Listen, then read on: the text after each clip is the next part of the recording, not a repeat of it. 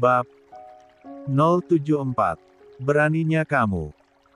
Tante, Delima menajamkan mata, tepat menatap mata Silva, jangan main-main dengan saya. Tante sendiri yang akan rugi. Saya permisi. Saya harus bertemu dengan calon suami saya. Delima mengubah ekspresi dinginnya menjadi senyuman lalu berbalik badan dan pergi. Namun, setelah 10 langkah tiba-tiba langkahnya terhenti. Ada sesuatu yang mengganjal. Delima tiba-tiba merasa gelisah. Tante Silva. Delima kembali berbalik badan dan mengejar Silva. Tante Silva tunggu. 86. Silva menghentikan langkah di dekat tangga. Apa? Saat itulah Delima baru sadar ternyata sejak tadi Silva menggenggam HP di tangannya. Ini mencurigakan. Karena di obrolan tadi, Delima merasa Silva sengaja memancingnya untuk mengakui kejahatannya. Tante merekam saya. Untuk apa saya merekam kamu? Meskipun tampak tenang, bola mata Silva tampak goyah. Hal itu semakin menguatkan dugaan Delima. Kalau gitu saya ingin libat ponsel tante. Lancang sekali kamu berarti mengecek-ngecek ponsel saya. Silva tak menanggapi dan bergegas pergi. Saya belum selesai bicara. Delima tidak membiarkan Silva pergi begitu saja dan segera menahannya.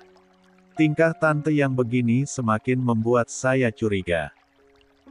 Tolong perlihatkan ponsel tante. Saya ingin mengeceknya. Ah tidak, hapus rekaman suara saya. Saya tidak merekam kamu. Jangan sembarangan nuduhkanmu. Delima tidak bisa tinggal diam. Dia harus mengeceknya. Jika benar-benar ada rekaman suaranya Delima harus menghapus rekaman itu. Tante, kemarikan HP tante. Delima, jangan kurang ajar kamu. Saya tidak kurang ajar. Saya hanya ingin meminjam HP tante sebentar. Lepas. Tante bilang le. Saat berusaha melepaskan diri dan menghindari Delima, kaki Silva yang berada di dekat anak tangga terpeleset. Ark, Silva mengulurkan tangan pada Delima, meminta bantuannya. Tapi terlambat, tubuh Silva jatuh dan menggelinding di tangga. Semua terjadi begitu cepat. Delima bahkan tidak sempat mencerna apa yang terjadi. Tiba-tiba saja Tante Silva jatuh. Nyonya. Para art yang melihat nyonya mereka di lantai tak sadarkan diri segera mendekat. Darel yang mendengar suara berisik juga keluar dari kamar. Delima, ada apa ini? Aku dengar ada suara teriakan. Delima seketika semakin panik melihat kemunculan Darel. Saking paniknya sampai tidak bisa berkata-kata. Tolong, Pak Satpam. Nyonyajatuh. Mendengar teriakan itu, Darel terhenyak di tempat. Iya, itu yang mau aku katakan. Tante Silva jatuh dari tangga. Tapi aku terlalu kaget sampai aku enggak. 87. Bisa ngomong apa-apa. Tanpa babi bu, Darel langsung menuruni tangga. Jantung Darel seakan berhenti berdetak melihat ibunya tergeletak di lantai. Tidak ada yang berdarah tapi beliau pingsan. Delima juga ikut turun. Tapi tidak membantu Silva melainkan melarikan diri. Delima bisa saja akting dan mengatakan pada semua orang Silva terpeleset. Tapi mungkin saja ada CCTV yang merekamnya. Apalagi setelah kasus Tante Silva pingsan gara-gara foto Delima dan Darel, Silva menambah CCTV. Delima tidak mau mengambil resiko. Dia harus melarikan diri sekarang. Saat semua orang panik, Delima berlari meninggalkan rumah. Di dalam taksi, Delima terus-menerus menyuruh sopir supaya mempercepat laju mobil sambil menyebutkan alamat kos-kosannya. Pak, cepat. Iya, Neng. Ini sudah cepat. Tapi nggak bisa asal menerobos lampu lalu lintas.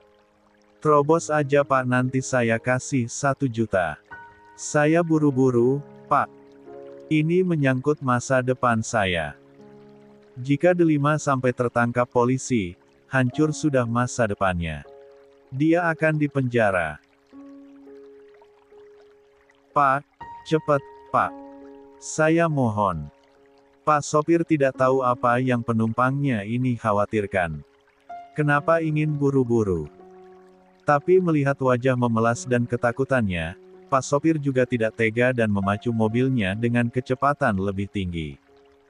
Delima menggigit bibir bawahnya gelisah. Kabur, kabur, kabur. Itulah kata-kata yang muncul dalam kepalanya saat ini. Bagaimanapun caranya dia harus kabur dari sini. Di sisi lain, Darel menunggu di luar ruang IGD dengan gelisah. Tak lama, Andito datang. Setelah mendapatkan telepon putranya, Andito langsung datang ke rumah sakit. Ini, Darel. Pak. Andito terengah, berusaha mengatur napas sambil menepuk lengan putranya. Bagaimana keadaan Mama? Aku belum tahu, Pak. Mama belum keluar, Mama masih di dalam. Tadi saat dibawa ke rumah sakit kondisinya parah. Saat jatuh di lantai tidak ada luka apa-apa, Pak.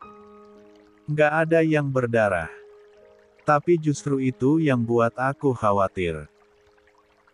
Aku khawatir ada luka dalam. 88. Mendengar itu, Andito semakin panik. Perasaan cemas menyelimuti hatinya. Sebenarnya apa yang terjadi? Gimana ceritanya Mama bisa jatuh dari tangga? Karena panik, Darel tidak sempat menanyakan pada Bibi yang juga ikut kemari. Tadi aku di kamar. Tiba-tiba ada suara ribut-ribut. Karena penasaran aku keluar dari kamar. Dan saat itulah aku dengar teriakan Bibi. Darel mengalihkan perhatian pada Bibi. Beliau segera bangkit dari bangku dan menghampiri mereka. Bi, bisa tolong jelaskan apa yang terjadi? Tanya Andito. Saya juga tidak tahu apa yang sebenarnya terjadi, Tuan. Saat itu saya sedang bersih-bersih di lantai L, sedang mengepel. Samar-samar saya mendengar Nyonya berdebat. Sepertinya sedang berdebat dengan Non Delima. Lalu saat saya hendak mengganti air pel, tiba-tiba saya melihat Nyonya jatuh. Saya kaget dan langsung menghampiri Nyonya. Andito dan Darel diam sesaat untuk mencerna kalimat Bibi. Apa maksudnya berdebat dengan Delima? Kenapa Delima ada di rumah? Lalu di mana dia sekarang? Andito mengedarkan pandangan ke sekeliling mencari sosok gadis itu tapi tidak ada. Aku yang menyuruh Delima datang, Pak, jelas Darel. Apa? Awalnya Delima terus mengirim chat dan menelpon. Dia minta ketemu. Katanya ingin menjelaskan sekali saja. Setelah itu, dia tidak akan menghubungi atau menggangguku lagi jika aku tidak percaya penjelasannya. Karena aku sedang sakit, aku meminta Delima datang ke rumah saja. Darel juga mengedarkan pandangan ke sekeliling. Karena terlalu panik mengkhawatirkan mamanya, Darel tidak sadar Delima tidak ada. Bibi bilang Silva berdebat dengan Delima. Tanya Andito pada artnya. Iya, Tuan. Samar-samar saya mendengar perdebatan mereka di lantai 2, Bibi menundukkan kepala dan meremas jari jemarinya gelisah. Saat saya menemukan Nyonya jatuh di lantai, di ujung tangga lantai 2 saya melihat Non Delima. Non Delima tampak cemas dan gelisah. Maaf, saya tidak bermaksud menuduh tapi saya khawatir Non Delima mendorong Nyonya. 89. Delima yang mendorong Silva. Andito menengulang pertanyaan itu dengan suara yang hampir bergetar. Saya tidak melihat langsung, Tuan, jawab Bibi dengan nada hati-hati. Tapi itu yang saya curigai. Reaksi Non Delima sangat aneh. Normalnya, kalau seseorang melihat orang jatuh dari tangga, pasti langsung menolong. Tapi Non Delima hanya diam di tempat. Tidak berteriak, tidak panik. Seakan dia tidak peduli. Darel dan Andito saling bertukar pandang. Wajah mereka tegang. Dan anehnya lagi, lanjut Bibi, menundukkan kepala, saya melihat Non Delima menyelinap pergi diam-diam. Saat kami semua sibuk menolong Nyonya Silva dan Darel panik, dia menghilang tanpa suara. Darel mengepalkan tangan di sisi tubuhnya. Rahangnya mengeras, matanya berkilat menahan amarah. Andito, di sisi lain, wajahnya mulai memerah. Rasa marah merayap di dadanya. Telepon Delima sekarang. Seru Andito, suaranya tajam menusuk. Aku juga maunya gitu, Pak, tapi aku nggak bawa HP. Tanpa pikir panjang, Andito merogoh ponselnya di dalam saku dan segera menekan nomor satpam sekaligus petugas keamanan rumah mereka. Halo, Tuan, suara di seberang terdengar sigap. Cek CCTV, perintah Andito dingin. Kirimkan semua rekaman yang ada Delima di dalamnya. Aku ingin melihat semuanya sekarang juga. Jantung Darel berdegup kencang. Benarkah Delima melakukan semua itu? Apa Delima bisa setega itu? Baik, Tuan. Akan saya kirim. Kirim Seka.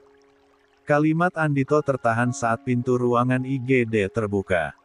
Darel segera menghampiri dokter. Bagaimana kondisi Mama, Dok? Dokter menghela napas berat. Raut wajahnya semakin suram.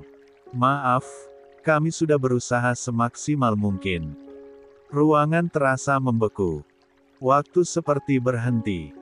Maaf, kami tidak bisa menyelamatkan nyawa pasien. Bro, ponsel di tangan Andito seketika terjatuh. Jangan bercanda, suara Andito bergetar, segera mendekat dan mencengkeram kerah baju dokter dengan tangan gemetar. Katakan pada saya kalau semua ini bohong. Istri saya tidak apa-apa. Silva baik-baik saja. Dokter hanya bisa menunduk. Maaf. Pak, tolong tenang. Perawat yang menemani dokter berusaha menahan Andito. 90. Tidak mungkin. Tidak mungkin. Andito terhuyung ke belakang. Pandangannya kabur, kepalanya terasa berputar. Dada yang sesak seperti tertimpa batu besar. Di sisi lain, Darel tetap berdiri kaku. Kakinya terasa berat, pikirannya kosong. Ia tidak bisa bergerak, tidak bisa bicara. Dunia di sekitarnya mendadak redup, seakan tidak nyata. Tak ingin mempercayai ucapan dokter. Tak ingin percaya tapi. Tidak. Mamaku. Dengan langkah kaki lunglai tak berdaya, Darel masuk ke dalam ruangan. Andito menyusul di belakangnya. Begitu melihat istrinya yang terbujur kaku dengan berbagai alat medis masih terpasang, dadanya langsung bergemuruh. Jangan berani-beraninya mencabut alat-alatnya. Suara Andito meledak, penuh peringatan. Dokter dan perawat saling bertatapan. Maaf, Pak, kami harus. Kenapa kalian diam saja? Kalian harus menyembuhkan istri saya. Andito berteriak dan memaki semua dokter dan perawat yang berusaha menenangkannya. Tidak mungkin. Silva, Andito menggenggam tangan Silva yang terasa didingin, menatap wajah pucatnya dan kedua matanya yang tak terbuka lagi. Bangun, Ma. Bangun sayangku. Ini aku. Aku suamiku, ayo buka mata. Ayo kita pulang sama-sama ya. Air mata Andito perlahan menetes sambil menepuk lembut pipi Silva. berharap istrinya akan membuka mata dan bangun. Tapi, tubuh itu tetap dingin dan kaku. Tangannya bergetar saat dia membelai wajah istrinya. "Silva, bangun. Aku mohon." Andito merosot, mendekap tubuh istrinya erat-erat, mengguncangnya lembut, berharap keajaiban terjadi. Suara tangisnya menggema di ruangan itu. Sementara itu, Darrell berdiri di sudut, tubuhnya seakan tak mampu bergerak. Tidak ada kata-kata yang keluar dari bibirnya, hanya air mata yang jatuh tanpa henti. Semua kerabat dan teman-teman dekat datang menghadiri pemakaman Silva. Mereka terkejut dan tak menyangka mendengar kabar duka itu. Pasalnya mereka semua sama-sama menghadiri pesta. Saat itu kondisi Siva sangat baik. Sama halnya dengan Delia. Gadis itu hanya bisa memandang makam Tante Silva dengan tatapan mata kosong. Seperti mimpi. Seperti tidak nyata. Tapi beliau telah pergi. Beliau yang Delia sayangi seperti ibu kandung sendiri. Kini meninggalkannya untuk selamanya. Andito dan Darrell berjongkok di sisi makam Silva dengan air mata yang tak hentinya mengalir. Kedua laki-laki itu sama-sama menyesal. Teringat peringatan orang-orang di sekitar mereka, terutama dari Delia, Darius dan Regina. Darius bahkan 91 sudah memperingatkannya bahwa Delima akan menghancurkan keluarganya. Tapi Andito tidak mau mendengar. Andito terlalu gelap mata oleh dendamnya. Dia terhasut oleh Delima untuk membalas dendam pada Delia dan keluarganya padahal Delima lah dalang utamanya. Darrell berharap bisa memutar waktu sekarang.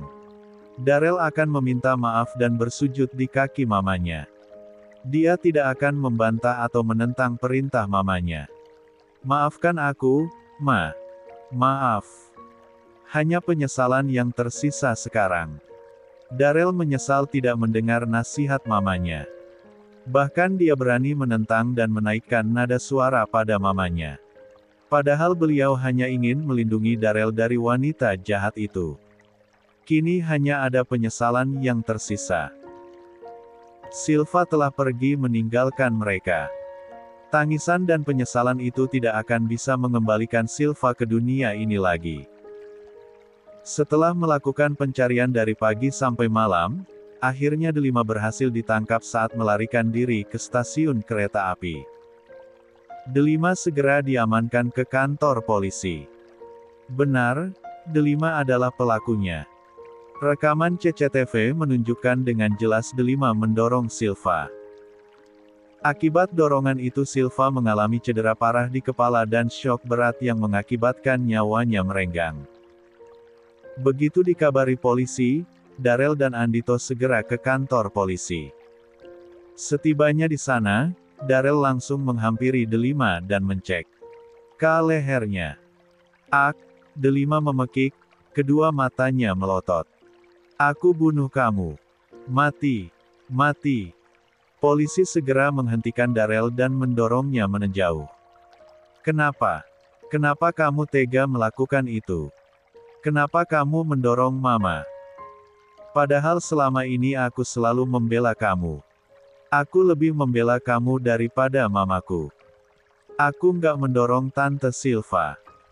Dia terpeleset sendiri, Delima berusaha menjelaskan dengan derai air mata.